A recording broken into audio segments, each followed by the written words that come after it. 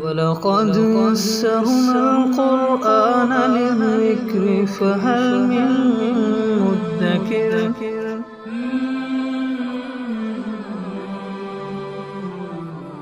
سورۃ البقرہ آیت نمبر 174۔ اعوذ باللہ من الشیطان الرجیم، بسم اللہ الرحمن الرحیم۔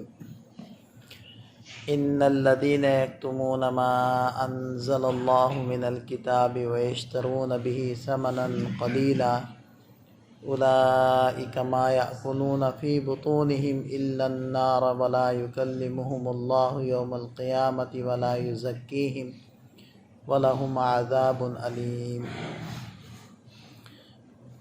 یقیناً وہ لوگ جو یکتمون چھپاتے ہیں، ما انزل اللہ من الکتاب جو کتاب اللہ نے نازل کی اس کو،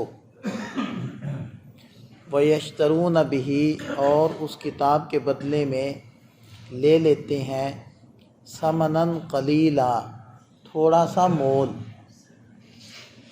یہ اصل میں ان لوگوں کے بارے میں، خاص طور پر ان اہل کتاب کے بارے میں اللہ تعالیٰ ارشاد فرما رہے ہیں کہ جو ان کی کتابوں میں قرآن کی، نبی پاک صلی اللہ علیہ وسلم کی پیشن گوئیاں موجود تھی، وہ اس کو ظاہر نہیں کرتے تھے، چھپاتے تھے۔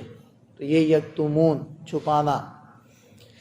اور پھر کیا کرتے تھے کہ مسئلے کو بدل دینا، حکم کو بدل دینا، کچھ رقم لے کر، کچھ خرچہ پانی لے کر مسئلے کو بدل دینا۔ یشترون بہ ثمنا قلیلا، تو ارشاد فرمایا اولئک ما یأکلون فی بطونہم الا النار، یہی وہ لوگ ہیں جو اپنے پیٹ میں سوائے آگ کے اور کچھ نہیں بھر رہے، وہ نہیں کھا رہے اپنے پیٹ میں مگر آگ کو۔ بظاہر وہ دنیا کی چیزیں کھاتے ہیں، حقیقت میں وہ آگ ہے، یعنی آگ کی شکل میں قیامت کے دن ان کے سامنے آئے گی۔ وَلَا يُكَلِّمُهُمُ اللَّهُ اور نہ اللہ تعالیٰ ان سے بات کریں گے یوم القیامہ قیامت کے دن۔ وَلَا يُزَكِّيهِمْ نہ ان کو گناہوں سے پاک کریں گے، کیونکہ گناہوں سے پاک تو وہ ہوں گے جو ایمان والے ہوں گے۔ وَلَهُمْ عَذَابٌ علیم اور ان کے لیے دردناک عذاب ہے۔ اولئک الذین اشتروا الضلالۃ بالہدی، یہی وہ لوگ ہیں کہ انہوں نے خریدا الضلالہ گمراہی کو، بالہدی ہدایت کے بدلے، ہدایت دے دی گمراہی لے لی، والعذاب بالمغفرہ اور عذاب کو خریدا مغفرت کے بدلے میں۔ فما اصبرهم علی النار، یہ کیا ہی صبر کرنے والے ہیں آگ پر۔ دوسرے الفاظ میں آپ یوں کہہ لیں، شاباش ہے ان کے اوپر کہ یہ لوگ آگ پر صبر کر رہے ہیں، یعنی جنت دے کر جہنم خرید رہے ہیں۔ ذالک بان اللہ نزل الکتاب بالحق، اور یہ اس وجہ سے ہے کہ اللہ نے کتاب کو حق پر مشتمل بنا کر بھیجا۔ وَإِنَّ الَّذِينَ اخْتَلَفُوا فِي الْكِتَابِ اور یقیناً وہ لوگ جو کتاب کے بارے میں اختلاف کر رہے ہیں، لفی شقاق بعید وہ دور کی ضدم ضدی میں جا پڑے۔ محض ضد کی وجہ سے، عناد کی وجہ سے ان لوگوں نے قرآن کا انکار کیا، نبی پاک صلی اللہ علیہ وسلم کا انکار کیا، دین حق کا انکار کیا۔ یہ تقریباً سورۃ البقرہ نصف ہو جاتی ہے یہاں آ کر، اور اس کے بعد دوسرا نصف شروع ہوتا ہے۔ تو یہ جو نصف تھا تقریباً، اس کے اندر زیادہ جو روئے سخن تھا، یعنی مخاطبین تھے، وہ اہل کتاب تھے۔ ابتدا میں منافقین، پھر مشرکین، پھر اہل کتاب، ان کو اللہ تعالیٰ نے مخاطب بنایا، اور ضمناً مسلمانوں کے لیے بھی کچھ احکامات آ گئے، کچھ باتیں آ گئیں۔ لیکن سورۃ البقرہ کے دوسرے حصے میں، دوسرے نصف میں جو مخاطبین ہیں وہ ہے مسلمان، اور ضمناً اہل کتاب اور مشرکین کے بارے میں بھی کچھ باتیں آ جاتی ہیں۔ تو ارشاد فرمایا کہ لیس البر ان تولوا وجوہکم، یہ کوئی نیکی نہیں کہ تم اپنے چہروں کو پھیر لو، قبل المشرق مشرق کی جانب، والمغرب مغرب کی جانب۔ ولاکن البر، لیکن نیکی تو من آمن باللہ، وہ شخص جو اللہ پر ایمان لایا، والیوم الآخر، قیامت کے دن پر، والملائکہ، فرشتوں پر، والکتاب، کتاب پر، والنبیین، اور نبیوں پر۔ یہ اصل میں جو بحث پیچھے چلی تھی تحویل قبلہ کے موقع پر کہ مجھے یہ اہل کتاب نے یہ بات کی کہ یہ کیا ہوا کہ پہلے بیت المقدس صاحب بیت اللہ کو قبلہ کیوں بنایا گیا، تو اللہ تعالیٰ نے فرمایا کہ یہ کوئی نیکی نہیں ہے کہ مشرق و مغرب کی طرف منہ کرو، اصل تو نیکی اللہ کی بات کو ماننا، اصل دین تو اس کی بات کی پیروی کرنا۔ اس نے پہلے کہا تھا اس طرف رخ کرو، بس وہ نیکی تھی، پھر اس نے کہا کہ دوسری طرف رخ کرو، بس وہ نیکی ہے، اس میں بحث میں پڑھنے کی کیا ضرورت۔ یہ بات فرما کر گویا کہ اللہ تعالیٰ نے اس بحث کو ختم کر دیا۔ یا پھر خطاب سب کو ہے جس میں مسلمان بھی ہیں کہ اصل نیکی وہ اللہ کی بات کو ماننا ہے، بلکہ اصل نیکی تو کیا ہے کہ اللہ پر ایمان لانا، اب اللہ جو کہے گا بس اس کو مان لینا۔ والیوم الآخر، قیامت کے دن پر، ملائکہ پر، کتابوں پر، نبیوں پر ایمان لانا، یہ اصل ہے۔ یہ تو آگے عقائد، اگلے الفاظ کے اندر اللہ تعالیٰ ذکر فرما رہے ہیں عبادات کو، پھر آگے اگلے حصے کے اندر ذکر فرمائیں گے اخلاق کو۔ تو فرمائے کہ وَآتَ الْمَالَ عَلَى حُبِّهِ، اور وہ عطا کرے مال، دے مال، عَلَى حُبِّهِ، اللہ کی محبت پر۔ یہ ہے اصل نیکی کہ اللہ کی محبت میں مال خرچ کرے۔ یہ ترجمہ تو تب ہے جب حُبِّهِ، اس ضمیر کو، یہ ضمیر ہے، اس کو اگر لوٹائیں اللہ تعالیٰ کی ذات کی طرف تو ترجمہ یہ ہم کر رہے ہیں، اللہ کی محبت پر وہ مال خرچ کرے۔ اور اس ضمیر کو آپ مال کی طرف بھی لوٹا سکتے ہیں، تو پھر مطلب یہ بنے گا کہ اور مال خرچ کرے مال کی محبت پر، یعنی محبوب مال خرچ کرے، کہ جب مال خرچ کرنے کا موقع آئے تو وہ مال بھی ایسا ہو کہ اس سے اس کو محبت ہو، یعنی قیمتی ہو، وہ ایسی چیز نہ ہو کہ جو پھینکنے کے قابل تھی، سوچا باہر کیا پھینکنا ہے، چلو کسی پر احسان ہی چڑھا دیں، ایسی نہ ہو، قابل استعمال تو ہو، کچھ نہ کچھ تو اس کی قیمت ہو۔ ہاں وہ ایک الگ بات ہے کہ آپ کے دل سے اتر گئی، آپ کے استعمال کی نہیں رہی، تو پھینکنے سے بہتر ہے کہ آپ کسی کو دے دو، لیکن اصل یہ ہے کہ آپ ایسی چیز دو کہ خود آپ بھی اس سے محبت کرتے ہیں۔ جیسے وہ آیت مبارکہ جب اتری لن تنالوا البر حتی تنفقوا مما تحبون، تم نیکی کے کمال کو نہیں پہنچ سکتے جب تک کہ محبوب چیز صدقہ نہ کرو۔ تو صحابی حاضر ہوئے، کہنے لگے یا رسول اللہ مجھے یہ جو میرا باغ ہے وہ سب سے زیادہ محبوب ہے، میں اس آیت مبارکہ کی وجہ سے وہ اللہ کے راستے میں صدقہ کرتا ہوں۔ تو محبوب چیز وہ تلاش کر کے لاتے تھے، اور ہمیں جب دینا پڑ جائے تو ہم کیا کہتے ہیں کہ پرانی چیز ہے تو نکال لیں، اگرچہ اس میں بھی نیکی اور ثواب ہے، یہ نہیں ہے کہ اس میں گناہ ہے، لیکن قرآن کا مطالبہ کیا ہے، اللہ تعالیٰ کیا ہم سے مطالبہ فرما رہے ہیں۔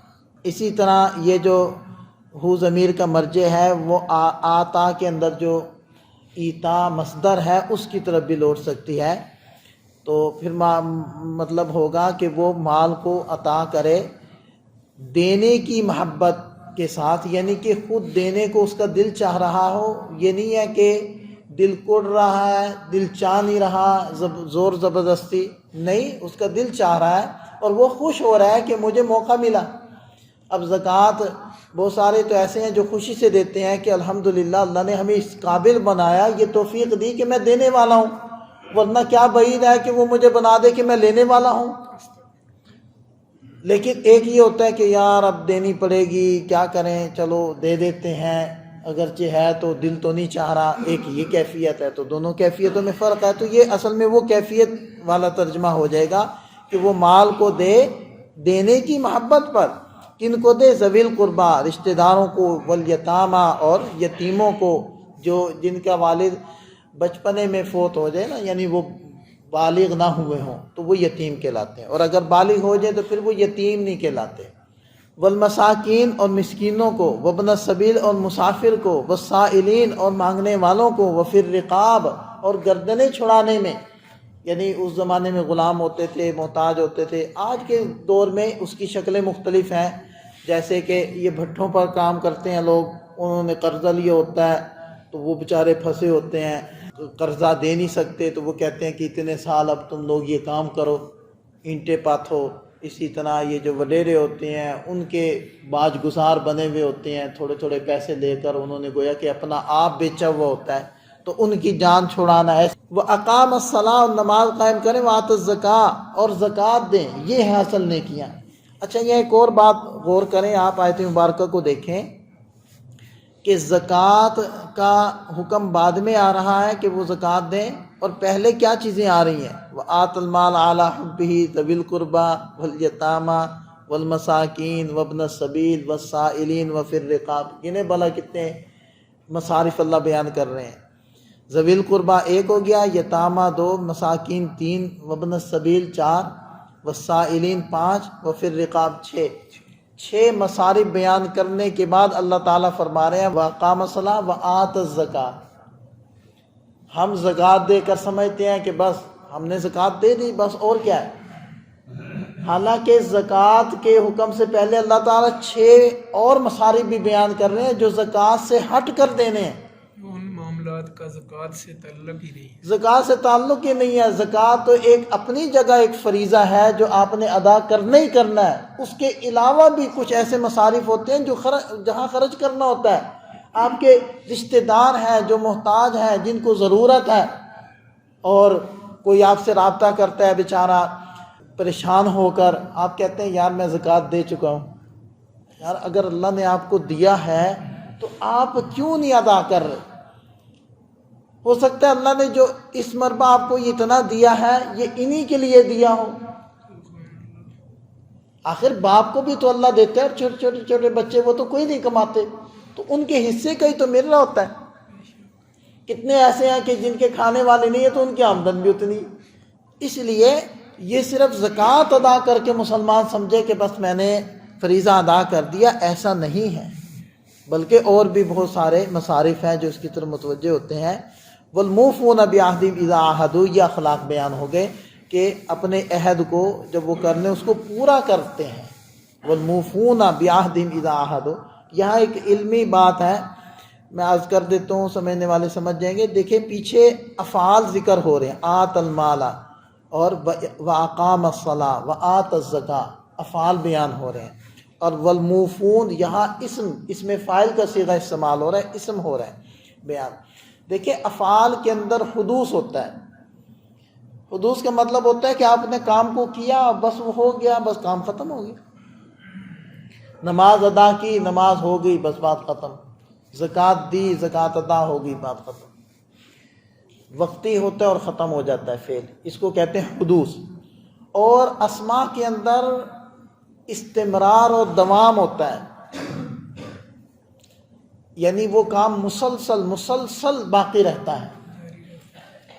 ٹھیک ہے. تو والموفون یہاں جب وعدہ پورا کرنے کے بارے میں حکم آیا نا، تو فرمایا کہ وہ جو آخرت والے ہیں وہ وعدے کو پورا کرتے ہیں. یہ نہیں کہ ایک دفعہ پورا کر دیا پھر نہیں، ہمیشہ پورا کرتے ہیں. آپ اس کو نا آسان الفاظ میں یوں سمجھ لیں، ایک ہے سلام کرنے کا طریقہ السلام علیکم، اور ایک ہے طریقہ اسلم علیکہ. اب اسلم علیکہ اس کا معنی بھی یہی ہے جو السلام علیکم کا ہے، بس فرق دونوں میں یہ ہے کہ اسلم علیک فعل ہے اور السلام علیکم اسم ہے. اب اسم اور فعل ہونے کی وجہ سے معنی میں مفہوم میں فرق یہ ہوگا کہ اسلم علیک جو فعل ہے اس کا معنی ہوگا ابھی میں آپ کے اوپر سلامتی بھیجتا ہوں، ابھی بھیجتا ہوں، بس اس کے بعد نہیں ہے. یا میں دعا کر رہا ہوں اللہ تعالیٰ سے کہ ابھی تیرے اوپر سلامتی ہو، بس، اور ابھی ہو گئی، بس بات ختم ہو گئی. لیکن السلام علیکم کا چونکہ اسم ہے، اس کا معنی ہے تجھ پر مسلسل اللہ کی سلامتی ہوتی رہے، رکے نہ. اب فرق سمجھ میں آیا حدوث کا اور دوام کا؟ حدوث وقتی ہو گیا اور ختم، اور دوام ہمیشہ چلتا جائے. تو یہ فرق ہے. والموفون لفظ کو اللہ تعالیٰ نے استعمال کیا کہ وہ وعدہ پورا کرتے ہیں.